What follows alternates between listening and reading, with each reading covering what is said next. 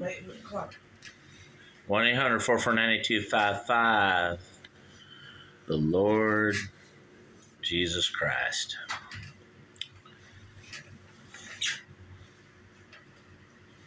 They always depict him as a white guy, but like, I believe the Lord may have been, yeah, dude, you know what? The tribe of Judah, you know. Look it up, you guys, 1-800-449-8255. I don't care if God was black or white. It doesn't matter to me, Clark the Shark. And I want to believe in the Lord, you guys. I'm not really a religious person, you know. I pray to the Lord. I haven't been to church in decades, eons. And people are like, well, Shark, you're mad at the Lord. And I'm like, I don't know, dude. I don't know. I love the Lord, you guys. I love the Lord more by the fact that I don't go to church. I don't read the Bible. I barely pray.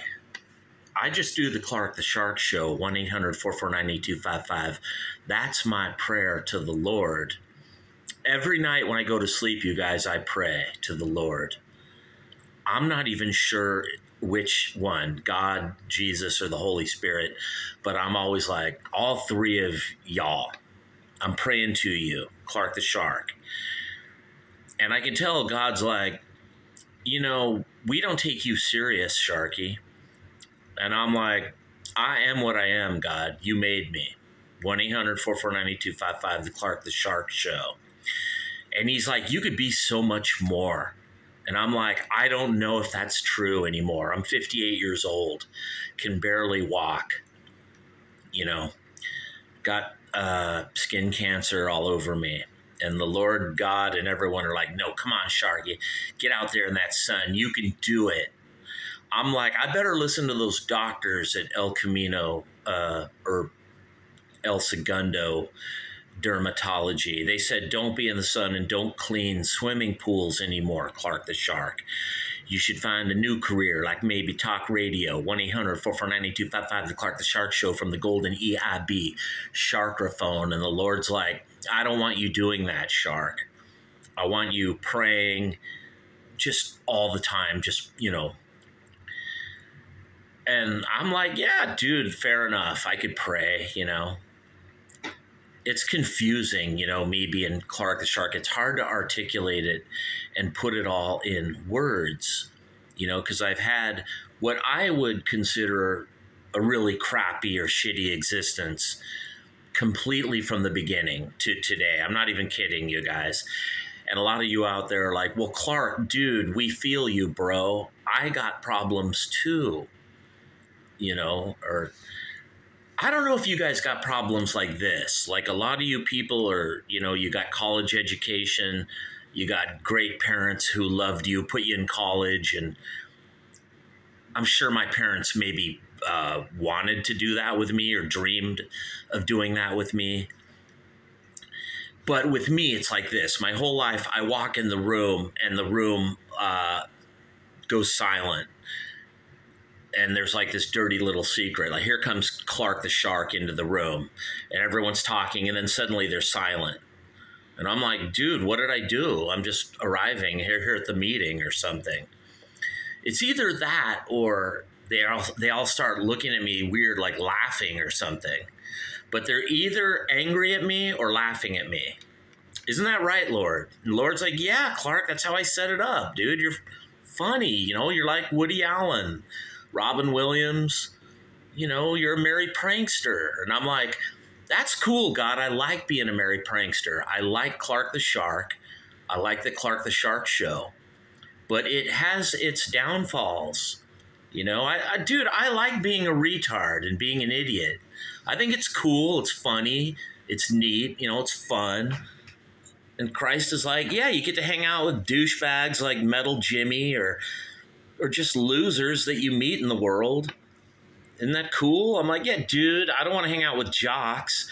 I don't want to hang out with people with college degrees or rich people up in Palos Verdes. That's not Clark the Shark.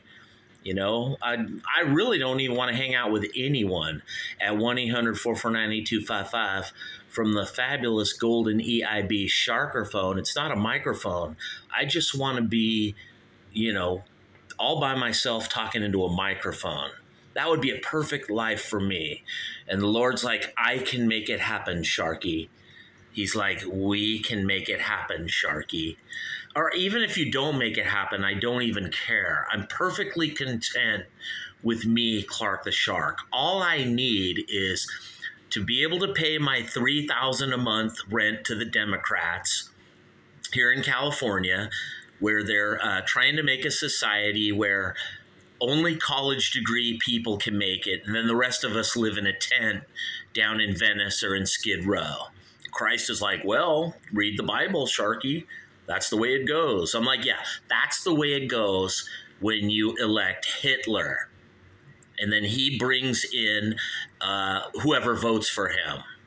You know, maybe Hitler was just the opposite. Maybe he helped all the white people or something. But the Democrats get all the brown people here who vote Democrat. And the Lord's like, yeah, that's racist. I'm like, yeah, Lord, that's racist. Because we know brown people, dude, love them or hate them, they're probably going to vote Democrat. I know the reason why. I'm not going to sit here and judge them. You made them, Lord. I didn't. I'm just telling you like it is. You know, most white people going to vote Republican. Most people of color going to vote Democrat. And I think the people of color only do it because they hate white people. Isn't that true? I don't necessarily think white people, we spend all our time hating people of color. Like, I don't sit around all day talking about, oh, how much I hate black people or Mexicans or Asians, dude. I don't do that. My wife is black. Dude, I fucking don't care about that either. I would have married any girl who would have had me. 1-800-449-8255, the Clark the Shark Show. But I want to go back to a thing that happened to me, Clark the Shark. And here is the difference between me and other human beings. And the Lord will back me up 100%. He's like, yeah, I'm going to back up Clark the Shark here in this one.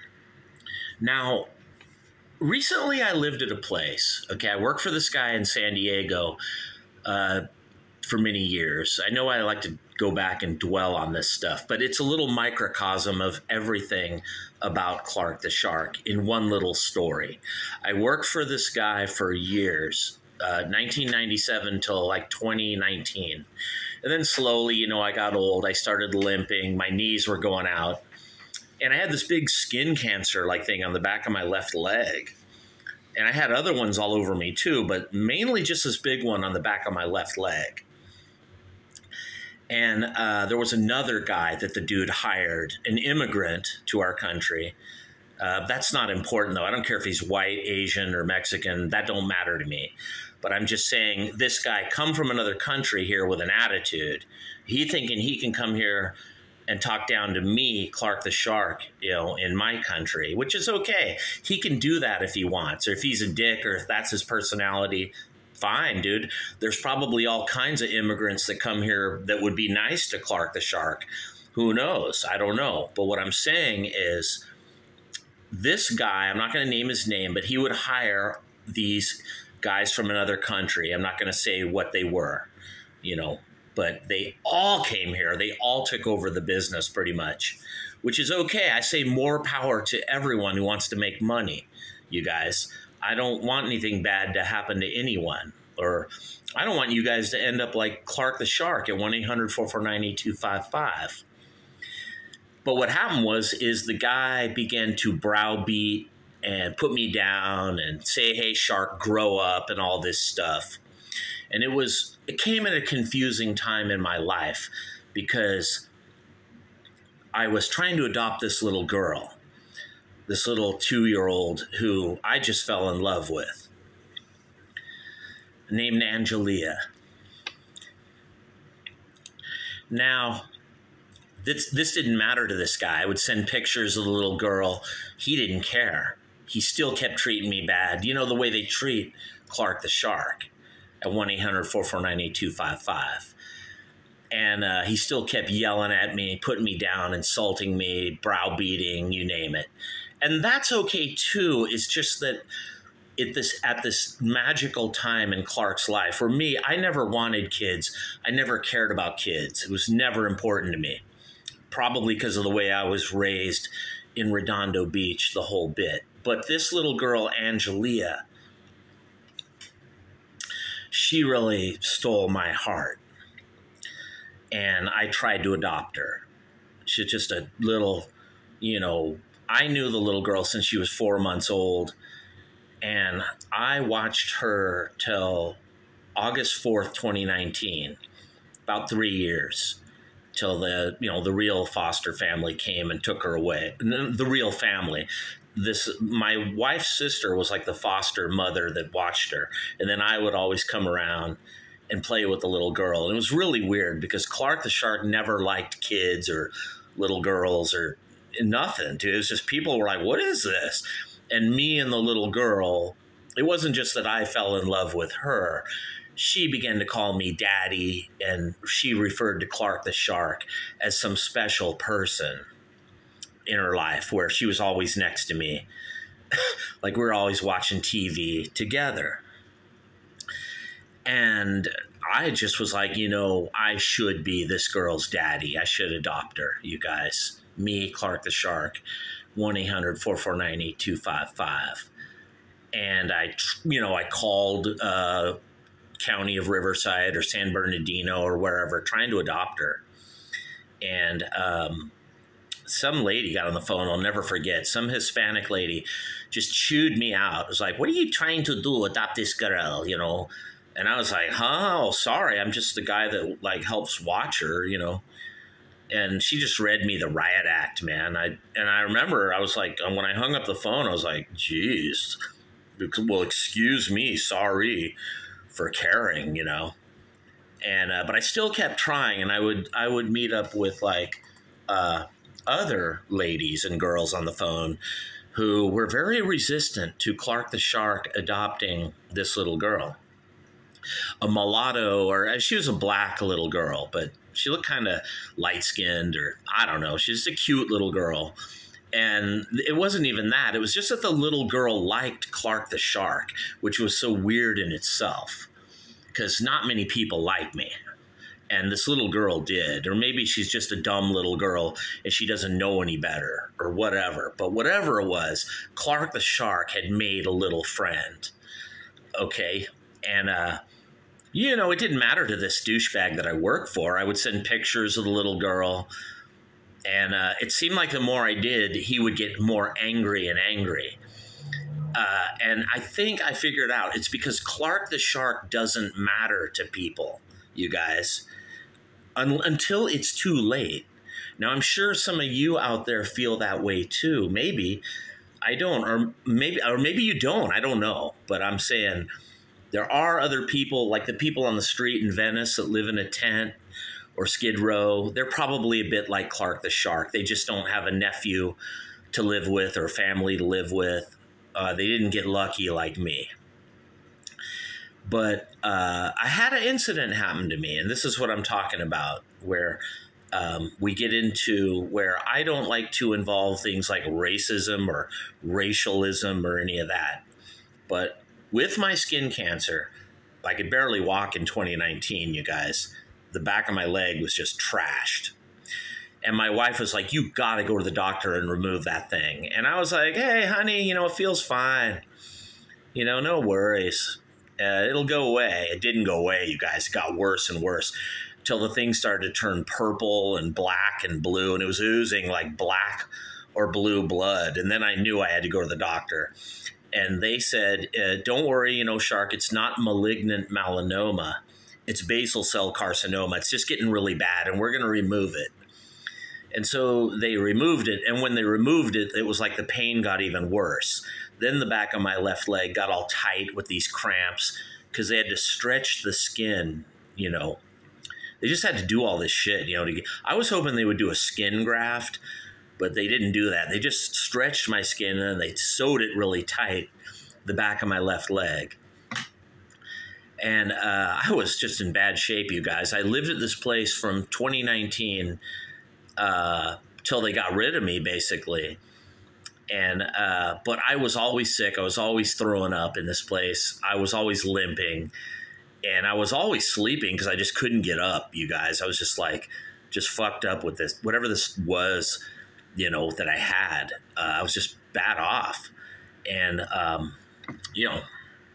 me, Clark the Shark, I like to think of myself as a guy that can get up and clean swimming pools. And for years, you would never see me because I was gone all day doing pools out there, And anyway, long story short, and we come to the end. Now, I didn't know it was the end. There's a guy in that family who, I'm not going to name any names here, but my wife is cool, and a lot of the people are cool. I don't care about the black or white thing. That's not what I'm talking about. But I think this one guy is some kind of bad guy. He does scams. He makes money illegally, does blessing looms, pyramid schemes, and things like that, where he's really involved. It's not like just brushing at it, trying. He's got like 300 people on a list, the whole bit kind of guy. He's a bad guy. He's a shady dude, this one. And this guy don't like me. I'm on his bad list. And sometimes I say, well, he's right. He's just a guy keeping it real. He knows the truth about Clark the Shark, unlike the other people. See, I get a little confused because maybe the other people got it right because they're like, no, we're cool to Clark the Shark, dude, because you're nice and we like you. And I'm like, well, who knows? Maybe I'm bad. And this one guy has it right, or you guys got it wrong. I just don't know. But anyway, long story short, I think for the longest time, he's trying to figure out a way to get rid of me, like get me out of there. Now I'm in there throwing up into a bucket daily, you guys. I'm in there basically asleep all the time. I rarely left the room, hardly ever came out and even talked to anyone. When I would, it was pleasant. I would talk nice to people and we would get along. There was this one lady there that would bother me, beat on my door at 4 a.m, but that's that's pretty bad, but I could put up with that. But what I can't put up with is one day this guy and this lady come to my house and hand me a restraining order. And I'm like, for what? What did I ever do? I don't even leave the room. I'm always throwing up in the room, or I'm always sick with the cancer. I'm always going to the doctor at El Segundo Dermatology, or the one in Gardena, the family clinic, or it's clear and obvious I'm sick and I'm not faking, kind of thing. And, he's looking at me like, I got to do just anything to get you out of here. And so they hand me a restraining order in my own house. And I just laugh because I'm like, dude, this isn't going to work because everyone in God and this guy knows I ain't done nothing to you. I'm just a sick dude with cancer in your house and basically homeless here. I can't even walk. On the Clark the Shark Show, 1-800-449-8255. So think about that, you guys. Never done nothing to this guy. I don't yell at him. I don't run at him. He's just making it all up. And he goes to the police with a fake police report. He come to the house filming my wife in the house. And he don't just bother me and my wife. He bothers like 8 other people in the house. He bothering everybody. Okay, so this guy has a track record. Okay, and he's been known to kick people out of the house. And I always say, you guys, just call the cops on the guy. And they're always acting like, well, he got something on us, so we can't call the cops. And I'm like, dude, I call the cops, me, Clark the Shark. If someone's harassing me, that's what I do. And, in the black scene, they don't do that. They're like afraid of either getting shot by the cops, or they don't want to be a snitch, or they don't want to be a rat or something, just silly and stupid like that. Like me, Clark the Shark, if you're hassling me, dude, I don't care about being a rat or a snitch. If you're coming on my property bugging me, you're going to get the cops called on you. For one thing, dude, I'm not going to be able to fight you when I can't even walk. I'm almost 60 years old here. A huge cancer thing on my leg. And then later the doctors discovered more and were removing them on my arm and all this stuff, So I'm in no, position or situation to man up and just, kick some ass. And, even if I did, the cops would probably favor this guy. Wouldn't they? Yeah, they would. Right here on the Clark the Shark Show, 1-800-449-8255. So the Lord would be like, Clark, it is time to move on, my Sharky. You must go. But I'm like, seriously, Lord, I am sick here. I do got cancer. And he's like, I know. Do you see what's going on here? So I'm sick here. I do got cancer. I do got major surgeries, and I can't walk. This guy wants me out of the house. None of the other people at the house care. They don't want me out, but just this one guy. And maybe the Lord, maybe him. He's like, Clark, it's time to go. And I'm like, okay, Lord, where do you want me to go? He's like, you can go to the Ramada Inn or Travelodge. I'm like, okay, Lord, that's going to max out all my credit cards. He's like, dude, just go. Yeah, even the judge said that. She looked at me and she mouthed the words, just go, Sharky. 1-800-449-8255. That's what I've been hearing all my life, you guys. Everywhere I ever go, just go. They don't want you, leave. Since I was 5 years old, since I'd be 18 in 1983 or 21 in 1986. It's always just go, Sharky. No one wants you around. 1-800-449-8255. So I'm always just going. I'm making a culture habit, like I have adapted, dude, and evolved like an iguana to just go, just move on, just keep moving on. I mean, I know I'm going to be one of those guys one day living in a tent at 1-800-449-8255. But I look at it and I'm like, this guy handing me a restraining order is one thing. Okay, I read the restraining order. He just made up a bunch of pure BS, just fake stuff about me. Didn't even happen. None of it was even remotely true. And I said to myself, when my wife comes to court, she's just going to refute all this. And then they're just going to dismiss it because it's so obvious that this is fake. So when we did come to the court date, which I was just laughing, like this is so silly. The liberal judge in there allowed him to just say all these racial disparities about me, Clark the Shark, how I use the N-word and all this stuff, dude. I mean, I may joke around in a social commentary way, but I don't like it when people use the N-word. I don't even like it when blacks use the N-word. I don't like the N-word, you guys. And I don't like anyone,